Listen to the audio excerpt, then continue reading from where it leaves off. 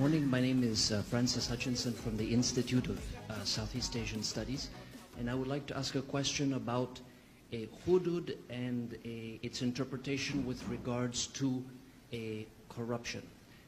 Dia tanya pasal hudud, just hold on. Dia tanya pasal hudud dalam kes mencuri ada banyak, tapi dalam kes rasuah macam mana? Dalam kes rasuah contoh waktu dalam tender, dalam pelaku dia tidak dapat dikenali, jadi banyak. Terima kasih. Soalan pertama tentang corruption, rasuah.